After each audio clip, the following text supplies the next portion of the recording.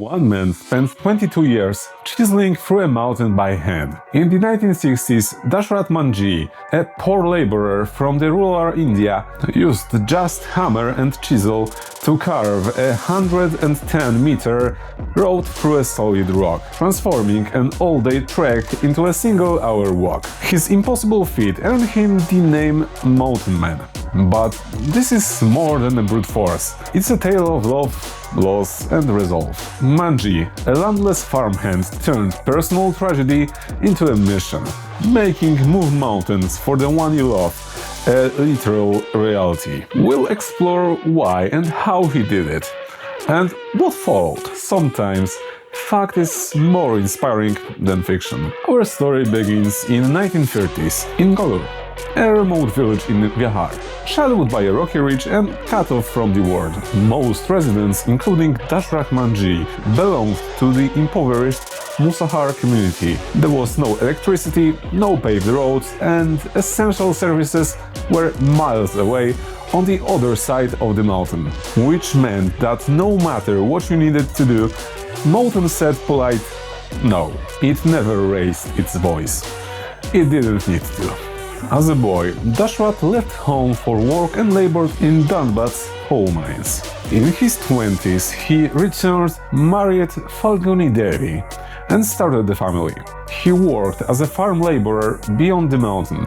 A daily path to work was a teacher. This one taught caution in every step by forcing daily hikes over treacherous, injury-prone trails.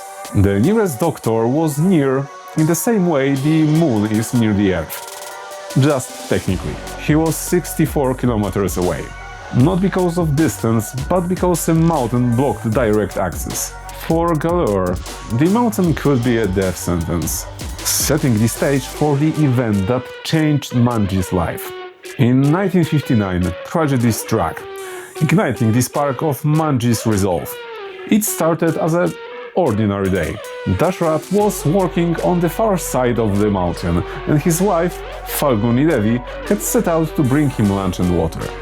As she often did, the sun beat down and the climb was as unforgiving as ever. Halfway along the narrow path, disaster struck. Falguni slipped on a loose rock, which was like normal rock but with attachment issues, and fell down the rocky slope. She severely injured her leg. Somehow, Falguni still managed to limp and crawl the rest of the way to find her husband, hours late and empty-handed, bleeding and in pain. The son only watched and did not help. Sons are like that. Dashrath tried to carry his injured wife to medical help, but the nearest hospital was on the far side of the mountain, a 50+ kilometer detour without a road, which is problematic because ambulances are vehicles that work best in places with roads. Falguni's condition worsened and she died before they could reach a doctor. Her death devastated Dashrath. In his pain, he vowed no one in the village would die because of that mountain again. He chose prevention, with chisels. If a mountain blocked access to a hospital, it had to go. It sounded impossible, but with no education or support and a budget of a hammer, Dashrath meant it. He later said losing Falguni stilled his resolve. He outsourced nothing except doubt. Not long after his wife's death, Dashrath Manjhi put his plan into action. He had no dynamite, no excavators, just determination, which is like dynamite but with much longer fuse. In 1960, he climbed up to the ridge with a few simple tools: a heavy hammer, a chisel and a crowbar. And so, one fine day, he walked to the mountain's edge, tools in hand, and swung the first blow. Think. A small chip of rock flew off, then another, and another. If you ever opened a jar that won't open, imagine the jar is a ridge. Villagers thought Dashrath had lost his mind, mocking him for trying to chisel a mountain with hand tools.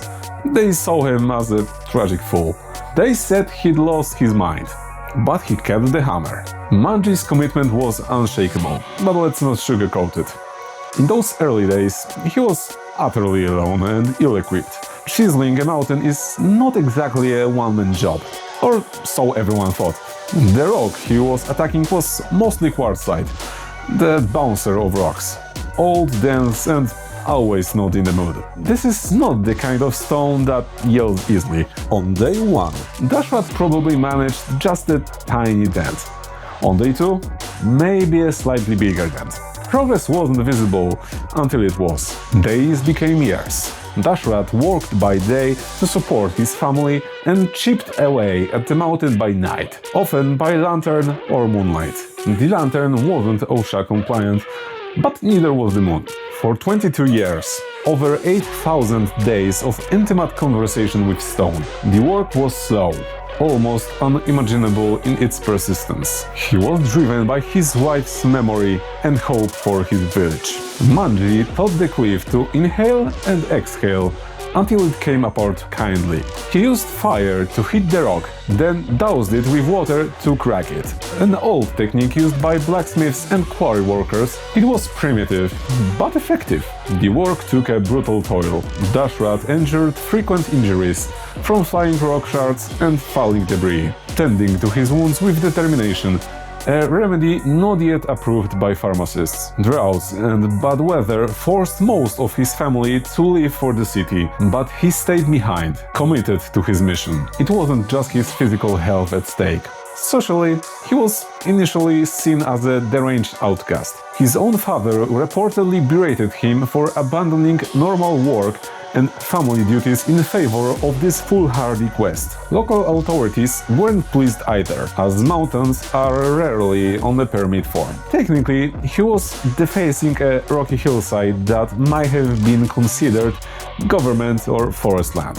Rumor has it, the police even tried to arrest him at one point for essentially vandalizing the mountain. And here's the wild part. By then, Dashrat had gained such folk hero status in nearby villages that when police hauled him in, people protested for his release, and the cops let him go. Authority is heavy. Usefulness is heavier. Indeed, as the 1960s gave way to the 1970s, public sentiment slowly shifted. Villagers saw that Dashrat wasn't going to give up and that he might just be making a dent in the ridge after all. After about 10 years, a visible cleft appeared, a narrow passageway starting from where there was once solid rock. Once the mountain flinched, the village leaned in. One by one, some of the same villagers who mocked him came around. They started to bring him food or supplies up the mountain since he wouldn't come down for meals. A few even picked up tools to help occasionally, inspired by his dedication.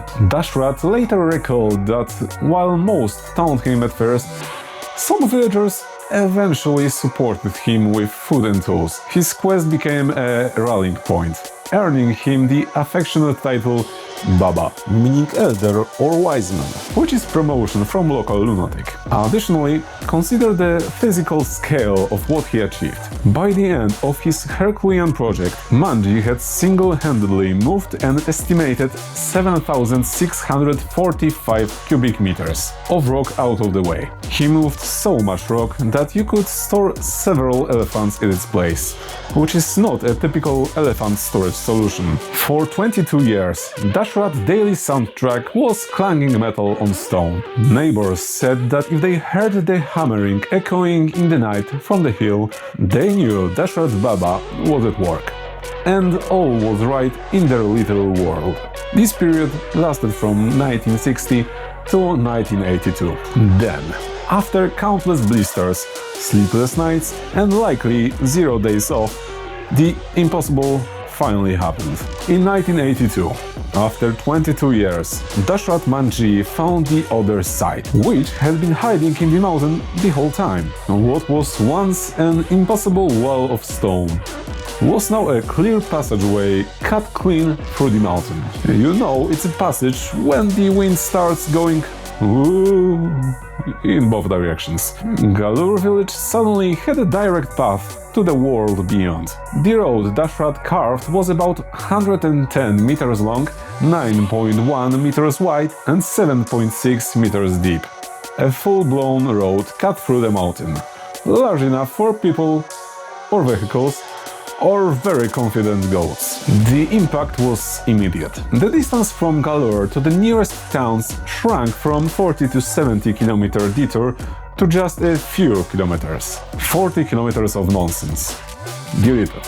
For the people of Galore and neighboring hamlets, this road was nothing short of revolutionary. Kids swapped mountaineering for homework, which is progress, apparently. Markets became places, not rumors among farmers. Families could visit relatives, and most importantly, medical help was within reach in an emergency. As ambulances prefer civilization, so do patients. Though there's no official record of a celebration, villagers revered Dashrath as if he had superhuman abilities. They gave him a name that meant more than his name. To many, it was as if Hanuman, the Hindu deity, famed for lifting mountains, had taken human form in Vihar. Of course, what Dashrath did was very real.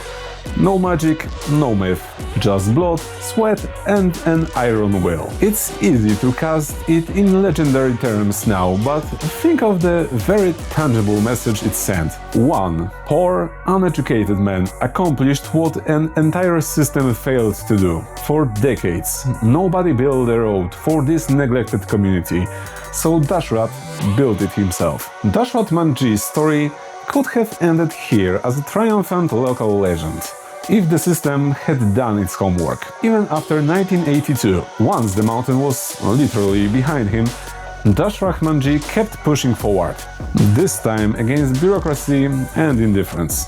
He brought them proof that you could walk through the mountain. Now he wanted proof you could drive. Dashrath began making trips to government officers in the local district, pleading for officials to pave the road he'd cut and extend it to connect with the main highway. He was basically saying, I did the hard part, now you guys do the rest. Give us a proper infrastructure. But, unsurprisingly, officials weren't quick to act. They patted him on the back, called his deed great, but moved slowly. Frustrated by the vine of red tape, he climbed it. He escalated the issue by escalating his mileage.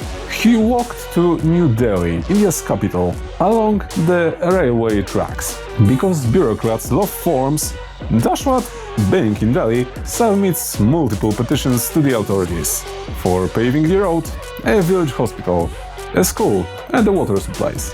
The clerks blinked at the size of his proof. Wait, this guy carved the road himself and now he wants us to pave it. It must have sounded unbelievable. But by then, news of the mountain man had started spreading beyond his village. Fast forward to 2006. After years of knocking on bureaucratic doors, Dashrath got his chance to present his case directly to the Chief Minister of Bihar. Dashrath, now in his 70s, stood before the state's leaders as a living legend. The story goes that the Chief Minister was so overwhelmed and humbled by this frail, tireless man that he actually stood up and offered Dashrath his own chair to sit on. A chair became a symbol. Remember, Dashrath came from the lowest rungs of society. It was a stunning gesture in a country steeped in castes and hierarchy. In that moment, the establishment finally bowed. Recognition poured in at last. The Bihar government sanctioned some funds to build a paved road where Dashrath path was. They also allotted him a piece of land as a reward. Dashrath promptly turned around and donated that land for a village hospital to be built. As a hospital beats a headline beats government, and a government beats a hospital. He reportedly said he didn't care about accolades or money. He just wanted a road, a school and a hospital for his people. In 2006, officials even proposed Dashrath Manji's name for the Prestige Padma Shri Award. But the law was a fence and bureaucrats from the Forest Ministry stole a gate. They objected, citing that technically Dashrath has committed an illegal act by cutting through a rocky hillside in a designated wilderness area. In the end, he did not receive a Padma Shri during his lifetime, possibly due to those objections. He accepted the irony and continued being useful. The local folks already treated him like a saint, and he had seen with his own eyes the fruits of his labor. By the mid-2000s, Dashrath Manjhi's health was failing. He was diagnosed with gallbladder cancer in 2007. The state government, to their credit, made sure he got treatment at AIIMS in New Delhi. Dashrath Manjhi passed away on August 17, 2007, at the age of 73. Fittingly, he was given a state funeral by the Bihar government, an honor typically reserved for VIPs and dignitaries. Strictly speaking, only current and former ministers are entitled to state funeral. A man who once couldn't even get a low-level official to listen to him ended up with ministers carrying his coffin and paying tribute. The chief minister himself attended the funeral in Galore to pay his respects. Titles caught up with his life.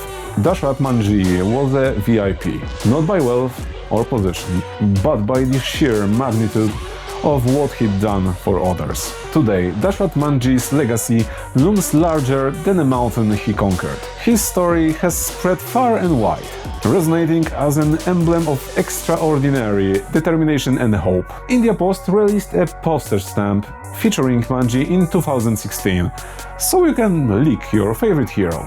The once forgotten village of Galore is now on the map.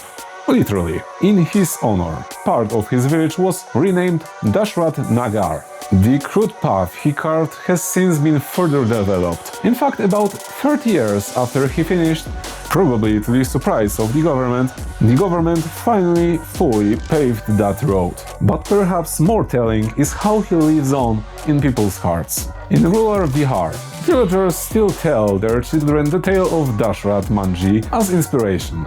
His life has been the subject of documentaries and movies, including a 2015 feature film Manjhi, the Mountain Man, where a popular actor Nawazuddin plays him and Quartzsite plays itself. Dashrath's legacy is both inspirational and reflective. He became a symbol that nothing is impossible. His quote, "I started this work out of love for my wife, but I continued it for my people.